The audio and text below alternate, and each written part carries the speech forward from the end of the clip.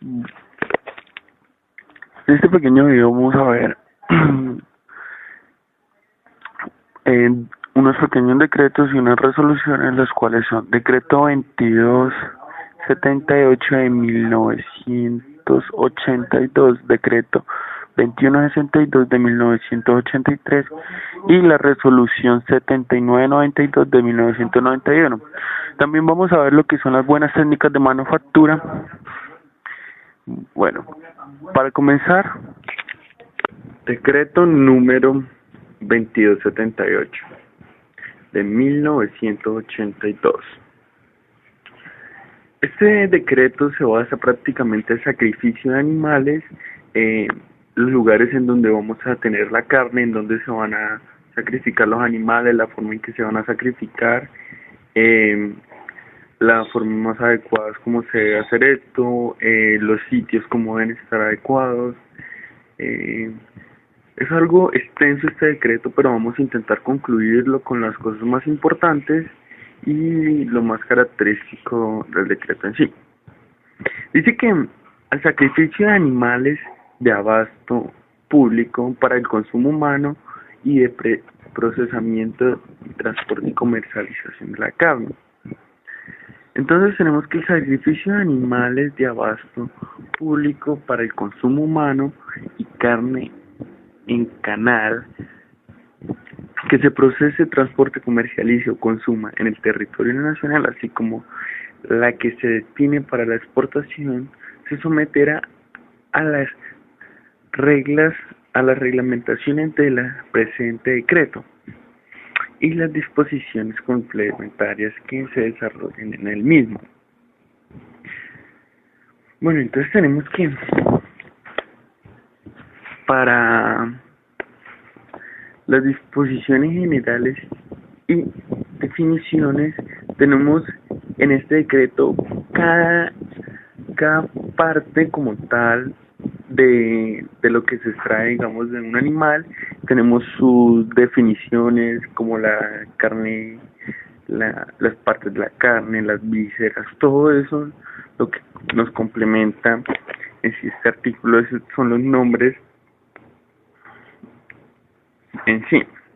Entonces dice que los establecimientos en donde se sacrifican, procesen y transporten animales de abasto público para el consumo humano serán el médico veterinario oficial cuyo proceso será obligatorio en todos los mataderos de clase 1 y 11.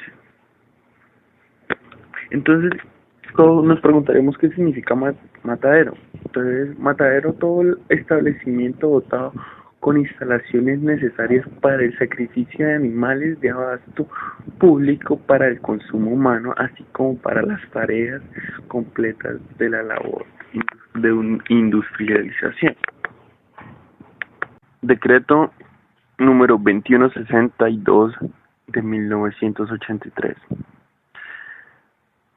Decreta capítulo 1. Disposiciones generales y definiciones. En este artículo veremos algunos nombres, sus definiciones y que los rigen en nuestro país. Por ejemplo, los productos cárnicos procesados que se elaboren, empaquen, transporten, comercialicen o consuman en el territorio nacional deben someterse a la disposición del presente decreto, a las complementarias y que se desarrollan en el mismo. Bueno, para efectos del presente decreto, adopta las siguientes definiciones. Animales de abasto. Se caracterizan animales de abasto lo que son bovinos, equinos, ovinos, porcinos, caprinos, aves de corral, conejos, animales de caza, pesca y otras especies que se utilizan para el consumo humano.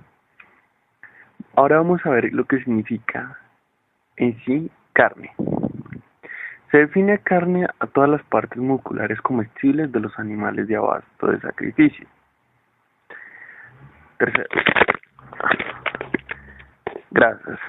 Se entiende por grasas el tejido adiposo de los animales de abasto. Las vísceras. Se entiende por vísceras a los órganos comestibles de las principales cavidades del cuerpo de los animales. Subproductos. Se entiende por subproducto de animales que pueden aprovecharse del consumo humano. Eh, Productos cárnicos procesados. Se entiende por productos cárnicos procesados a los que se elaboran en base a carne, grasas, vísceras y subproductos comestibles. Ingredientes básicos de la formulación. Se entiende por ingredientes básicos de formulación las sustancias necesarias para la elaboración de cárnicos procesados.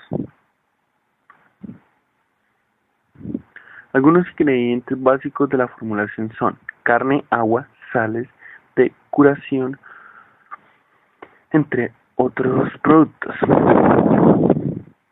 Aditivos de uso permitido.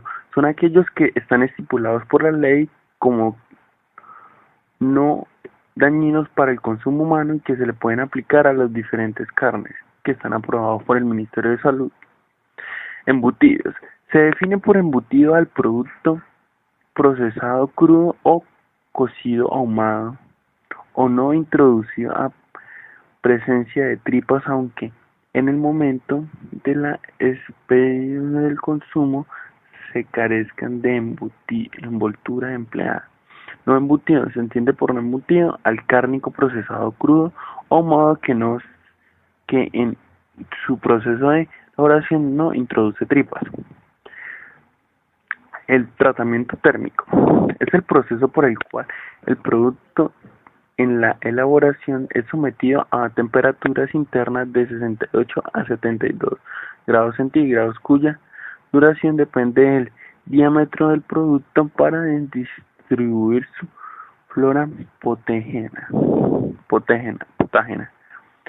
Esterilización y comercialización. Se entiende por esterilización y comercialización al proceso por el cual todos los organismos patógenos formadores de toxinas deben ser destruidos.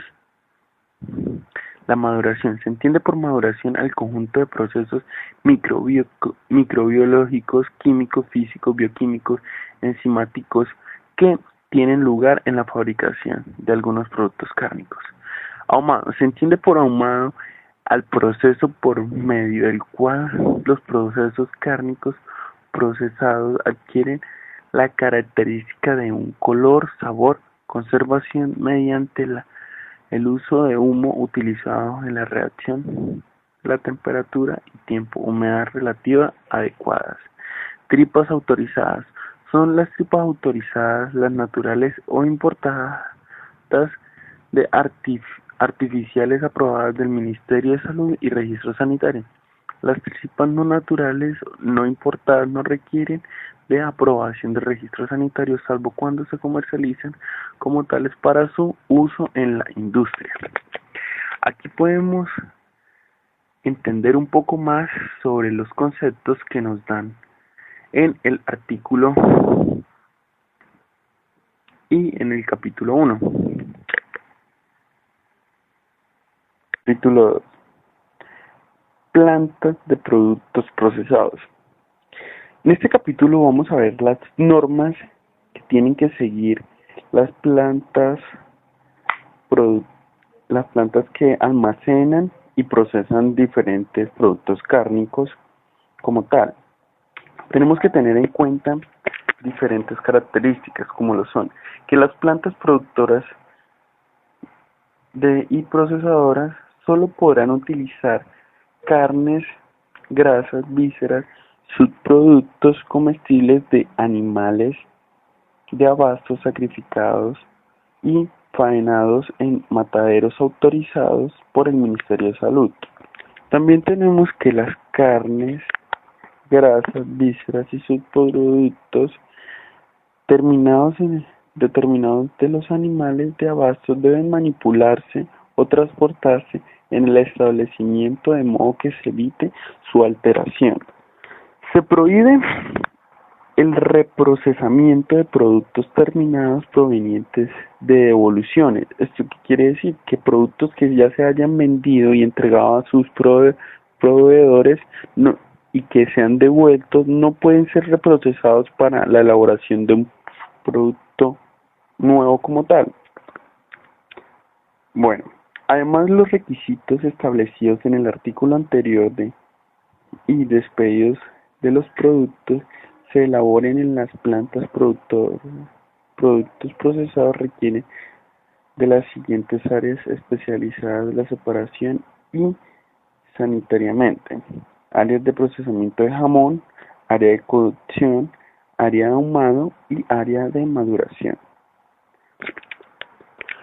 Bueno, también tenemos que la sección de servicios de las plantas de productos procesados deben tener vestidores independientes para hombres y mujeres, servicios sanitarios independientes para hombres y mujeres, cafetería o áreas de descanso y refrigerios según el caso.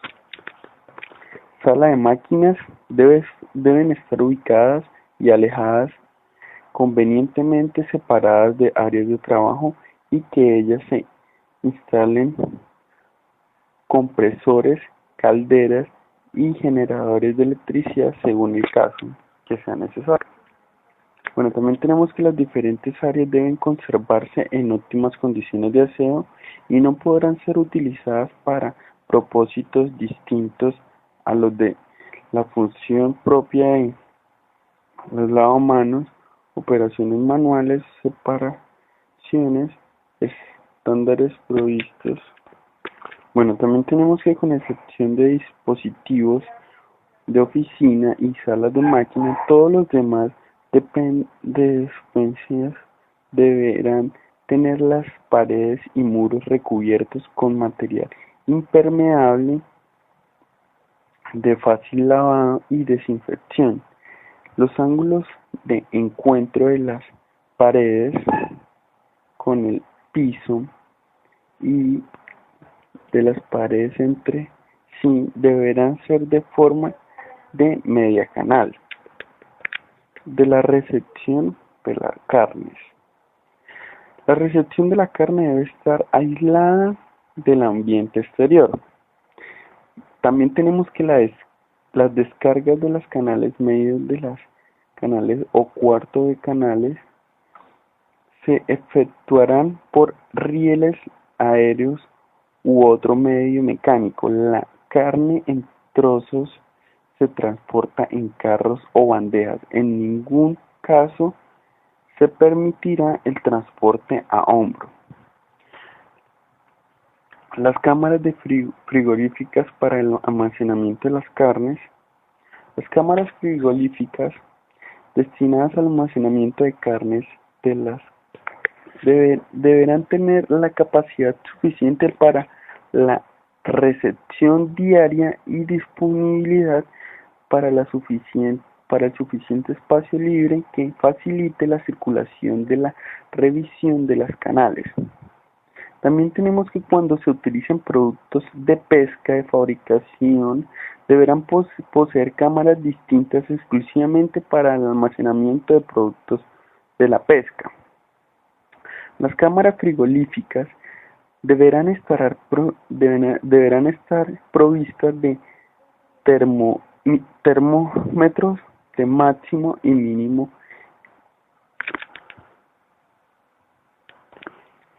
Bueno, también tenemos que las cámaras frigoríficas para el almacenamiento de las carnes deberán estar a una temperatura de 0 a 4 grados centígrados y una humedad relativa de 90 a 95%.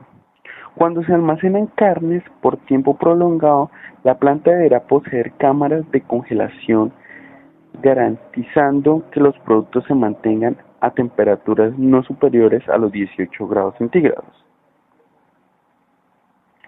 Podemos concluir también que no deben almacenarse en cámaras frigoríficas o para el almacenamiento de carnes, sustancias, productos diferentes a las carnes como tal.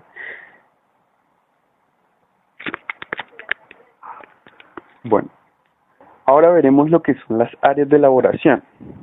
Para las áreas de elaboración necesitamos diferentes equipos, los cuales son una coladora de carne, un molino, mezcladora, una embutidora, una mesa de acero inoxidable, una báscula y una balanza. Los equipos y utensilios que entren en este contacto con los alimentos serán de material inoxidables e inalterables que permitan el fácil lavado y desinfección después de cada uso. Durante la elaboración, cortes, empaque, la temperatura y ámbito de trabajo del lugar no podrá exceder los 15 grados centígrados. Ahora entraremos al área de producción del jamón. Cuando la planta de producción de cárnicos procesados, jamón debe disponer de áreas exclusivamente para ello y requieren de los siguientes equipos y elementos mínimos. Productos procesados cocidos, masajadores mecánicos, productos procesados enlatados.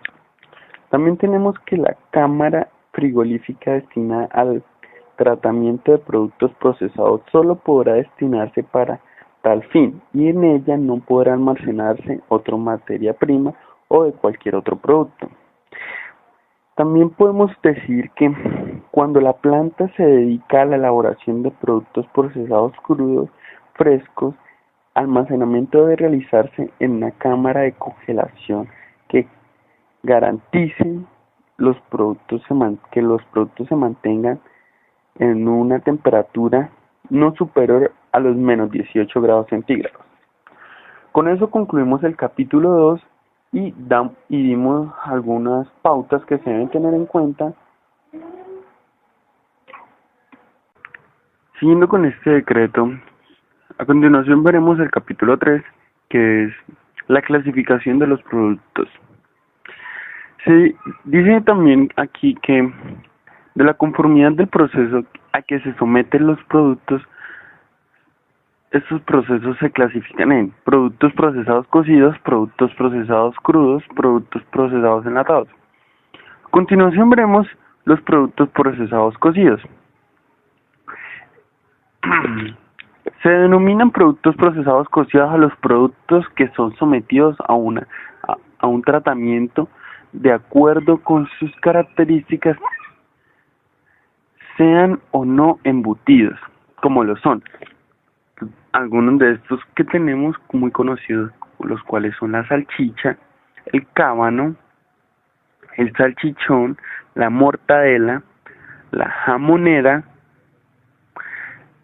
la morcilla o rellena, la pasta de hígado o pate de hígado, carne de diablo, que se caracteriza por su sabor picante, la tocineta.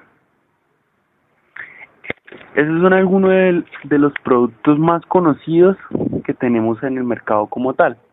Ahora vamos a pasar a los otros productos, que son los productos procesados cocidos no embutidos, los cuales son el jamón cocido, el pernil, el queso de cabeza, la albóndiga. Son algunos de los productos cocidos no embutidos. Tenemos que los productos procesados cocidos deben conservarse bajo refrigeración entre 0 y 4 grados centígrados. Y su fecha de vencimiento tendrá un límite máximo de 30 días. Para productos empacados al vacío y de 15. 151 días para los no empacados al vacío en condiciones óptimas de manejo en refrigeración. Ahora pasamos a lo que son los productos procesados crudos. Denominándose productos procesados crudos a los que son sometidos a un tratamiento térmico en su elaboración, sean ahumados o embutidos, o no. Los productos procesados crudos se clasifican en dos aspectos principales: los productos procesados crudos frescos y los productos procesados crudos maduros. Tenemos ahora lo que son los productos procesados crudos frescos. Se considera productos procesados crudos frescos los que son elaborados a base de carne y grasas de animales de abasto, embutido o no, de durabilidad limitada, por lo que su conservación prolongada necesita una congelación de menos 18 grados centígrados. Los productos procesados crudos frescos se clasifican así. Y vamos a ver algunos de estos productos, los cuales son lo que son los chorizos frescos y la longaniza, las hamburguesas y las albóndigas. Los productos procesados crudos frescos deben conservarse bajo la congelación entre menos 20 grados centígrados y menos 10 grados centígrados. Su fecha de vencimiento no será mayor a 45 días. Los productos procesados crudos frescos deberán llevar en su rótulo de la leyenda, o sea, esto quiere decir en la partecita de atrás del producto, un símbolo o una característica que nos indique que se debe mantener en congelación antes de consumirse de su consumo previo. Productos procesados crudos maduros, ahora vamos a verlos. Se consideran productos procesados crudos maduros aquellos que son sometidos a un proceso de maduración de un mínimo de 30 días con humedad relativa baja para favorecer su conservación. Los productos procesados crudos maduros son el salami, jamón crudo maduro, son los más relevantes de estos productos. Ahora tenemos lo que son los productos procesados enlatados. Se entiende por productos procesados enlatados en la elaboración a base de carne y grasas de animales de abasto, con la adición de ingredientes y aditivos permitidos que los someten a la esterilización comercial que, para su expendio y envase en latas de cierre ergonómico y hermético. La clase de material empleado en envases debe ser aprobada por el Ministerio de Salud. Para efectos de preservación, el decreto de los productos procesados enlatados se clasifican en, y tenemos como algunos de los productos clasificados a la albóndiga enlatada y la carne cruda enlatada. También tenemos la carne de diablo o jamón endiablado enlatado, jamón cocido enlatado, carne almuerzo, pasta de hígado enlatada, entre otras. Estos son los más conocidos y los más relevantes como tal. Bueno, ya para concluir con este decreto, tenemos el capítulo 4, que son las medidas sanitarias de seguridad y las sanciones. Dice que, bueno, básicamente nos dice que quienes incurran en sanciones o violaciones de los decretos estipulados serán sancionados si incurren en la violación de este decreto. Resolución número 7992 de 1991. El ámbito de esta resolución aplica a los jugos concentrados, néctares, pulpas azucaradas y refrescos de frutas que se produzcan en el país, exporten, importen, transporten, envasen o comercialicen en todo el territorio. Deben cumplir con los reglamentos de la presente resolución, que los vamos a dar a conocer a continuación por cada uno de sus características, como son los jugos, los concentrados, néctares, pulpas y azucarados, entre otros. Entonces comenzamos con pequeñas pautas principales que tenemos que tener en cuenta con cada una de estas características. Por ejemplo, cuando el país al cual se exporten estos productos exija requisitos adicionales a los de los que se reglamentan en el país precedente. Bueno, tenemos ahora lo que son la concentración de frutas.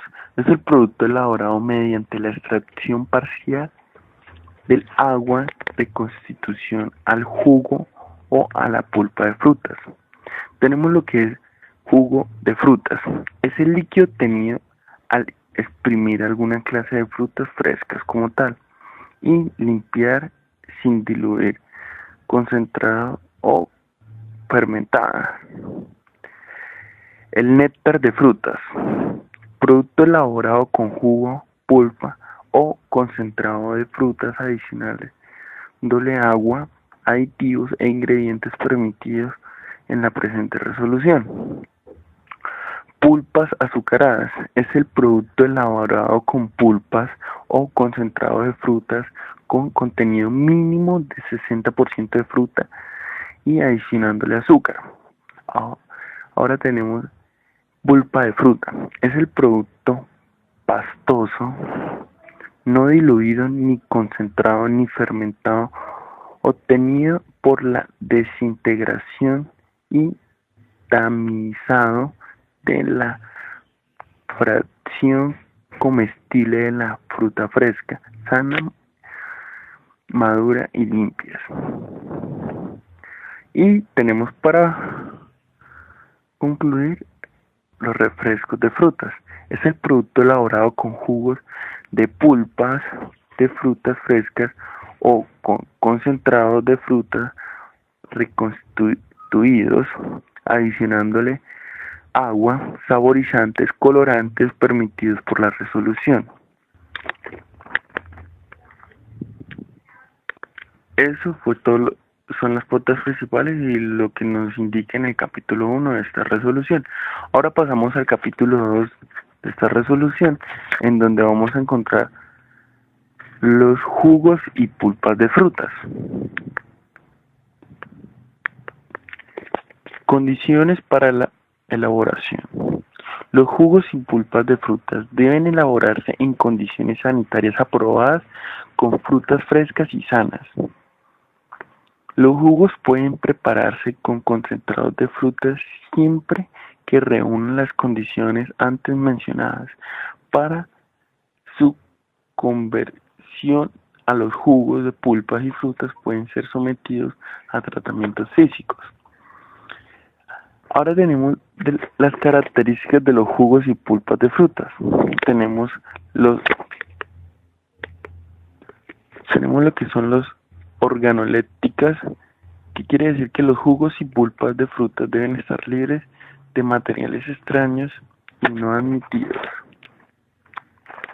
También debe estar libre de sabores extraños y diferentes, o colores o olores diferentes y que no sean semejantes a la fruta. Ahora tenemos el aspecto físico-químico, también es muy importante, que es la caracteriza la parte esencial de los jugos de frutas y pulpas. Nos indican las frutas que están y su nivel de acidez expresado en criterios como el limón, la mandarina, la maracuyá, naranja, piña, entre otras frutas. Ahora pasamos al aspecto microbiológico. Las características microbiológicas de los jugos de pulpas de frutas congelados son los que están estipulados en unas tablas que podemos encontrar en la resolución, que para su mayor apreciación las vamos a poder observar mediante este video. Bueno, ahora vamos a pasar a los ingredientes y aditivos que pueden emplearse en los jugos. Tenemos que en edulcorantes naturales tales como la sacarosa, dextrosa, jarabe de glucosa y fractuosa en cantidad máxima del 5%. Los aditivos que vamos a poder ver en eso son antioxidantes, colorantes naturales, conservantes, acidulantes, endulcorantes artificiales, enzimas, grado alimenticio. Bueno, y tenemos que en la elaboración de pulpa se pueden utilizar los siguientes aditivos, los cuales son antioxidantes, conservantes, enzimas de grado alimenticio.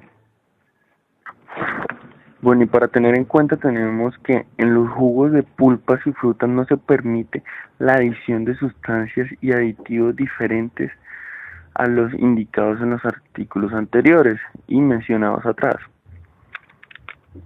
El contenido de metales pesados son cobre en un 5% miligramos, el plomo en 0.3 miligramos, arsénico en un 0.1% y estaño en un 150 miligramos. Para tener en cuenta, el jugo de pulpa y fruta podrá llevar en el rótulo la frase 100% natural solamente y cuando al producto no se le agreguen aditivos ni conservantes, con la excepción de ácido ascórbico. Bueno, para continuar con esta resolución, tenemos ahora el capítulo número 3, que quiere decir, que indica lo que son los concentrados de frutas. En las características de los concentrados de frutas, tenemos que los concentrados de frutas deben presentar las siguientes características, las cuales son características fisioquímicas, microbiológicas, presentar también conservantes, los cuales son ácido benzoico y sus sales de calcio, potasio, sodio, con contenido máximo a 1000 miligramos, expresados como ácido benzoico. También tenemos el ácido sórbico y sus sales de calcio, potasio, sodio y en cantidad máxima de 1000 miligramos, expresados como ácido sórbico. También tenemos lo que son los antioxidantes, que es donde entra el ácido ascórbico, de acuerdo con las buenas prácticas de manufactura. También tenemos lo que son los límites de efectos, o sea, indicar qué efectos pueden tener estos concentrados de frutas. Se dice que se admite un máximo de 10 defectos visuales no mayores a 1 milímetros en 10 gramos de muestra analizada. También tenemos que en los concentrados de frutas que tengan semillas blandas, como lo son la fresa, el banano, o frutas que tengan semillas similares, que permitan el procesamiento de dichas semillas. Bueno, también tenemos el contenido máximo de metales pesados, los cuales son cobre en 10 miligramos por ciento, el contenido de plomo en un 2% miligramos, arsénico en un 0,1 miligramos y estaño en un 150% de miligramos. También podemos decir que en el producto elaborado con 2 o más concentrados de frutas se debe indicar los rótulos y los nombres de las frutas utilizadas. En el concentrado de frutas se podrá llevar el rótulo con la frase 100% natural solamente y cuando al producto no se le agreguen aditivos con excepción de ácido ascórbico. Ahora tenemos, bueno, el capítulo número 4 nos indica lo que son los néctares de frutas, indicando también las características de los néctares de frutas. Tenemos que los néctares de frutas deben presentar las siguientes características, como cada uno de los capítulos anteriores, en donde hemos visto diferentes tipos y con sus diferentes características, que tienen que ser, por ejemplo, organolépticas. Los néctares de frutas son líquidos libres de materiales extraños y de sabores extraños. Deben poseer un color uniforme y un olor semejante al de la fruta, como lo indicamos en casi todos los otros capítulos anteriores. Debe también tener sus características fisioquímicas, microbiológicas. También podemos decir que los néctares de frutas que sean sometidos a procesos de esterilidad comercial deben cumplir con las pruebas de esterilidad siguientes. Incubar en sus envases originales 2 muestras de 32 de entre 32 grados y 2 de 35 grados centígrados durante 10 días, al cabo de los cuales no se deben presentar crecimiento de ningún microbio. A estos néctares no se les permite agregar sustancias conservantes, solo si han sido fabricados con jugos, pulpas o concentrados conservados previamente. Se permite la presencia de sorbato o benzato en una cantidad máxima de un 250 miligramos de un anhídrido sulfuroso en cantidad máxima de 61 miligramos. Los aditivos que se permiten utilizar son los siguientes: conservantes, que es el ácido benzoico y el ácido sórbico; estabilizantes, como alginatos de amonio, también el carboximetil y el carrageenina, y para concluir, el pentina.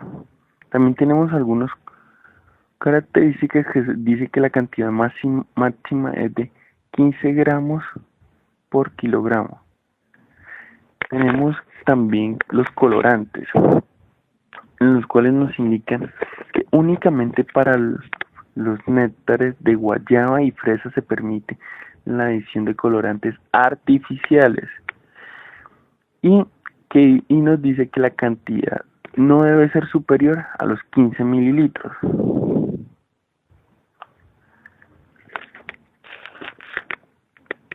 Ahora tenemos lo que son los acidulantes, que es ácido cítrico, ácido tártico, ácido málico, ácido tumárico.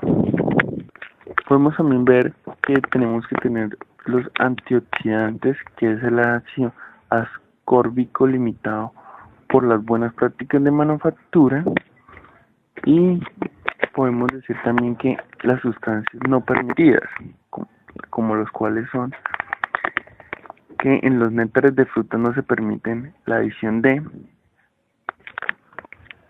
los cuales son los aromatizantes artificiales y el almidón. La denominación: los néctares de frutas se designarán con la palabra néctar de el nombre que sea, siguiendo con el nombre de la fruta utilizada.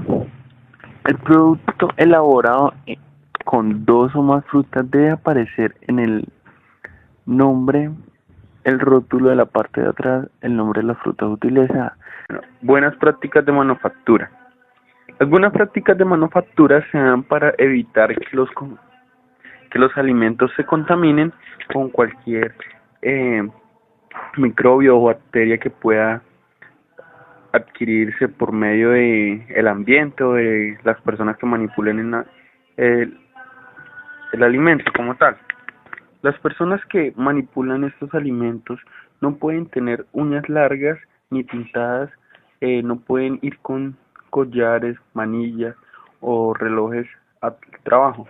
Tienen que mantener su cabello corto, o también pueden utilizar una indumentaria específica, que es utilizar botas, pantalón, un chaleco prácticamente y guantes.